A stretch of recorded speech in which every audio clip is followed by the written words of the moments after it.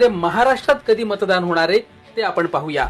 महाराष्ट्रात पहिल्या टप्प्यात 19 एप्रिलला मतदान होणार आहे आणि यामध्ये रामटेक, भंडारा गोंदिया, गडचिरोली चिमूर आणि चंद्रपूर या मतदारसंघांमध्ये मतदान होणार आहे।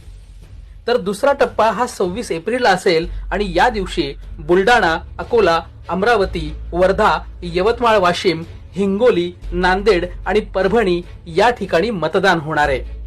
तर तिसरा टप्पा 7 मे रोजी असेल आणि यामध्ये रायगड, बारामती, उस्मानाबाद, लातूर, सोलापूर, माढा, सांगली, सातारा, रत्नागिरी, सिंधुदुर्ग, कोल्हापूर, हातकणंगले या ठिकाणी मतदान होणार आहे।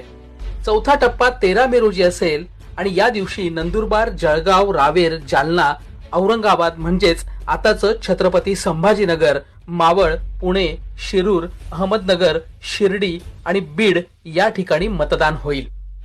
तर अखेरचा पाचवा टप्पा हा 20 मे रोजी असेल आणि या टप्प्यामध्ये धुळे, दिंडोरी, नाशिक, पालघर, भिवंडी, कल्याण, ठाणे, मुंबई उत्तर, मुंबई उत्तर पश्चिम, ईशान्य मुंबई, मुंबई उत्तर मध्य, मुंबई दक्षिण मध्य आणि दक्षिण मुंबई या मतदारसंघांमध्ये मतदान होणार आहे।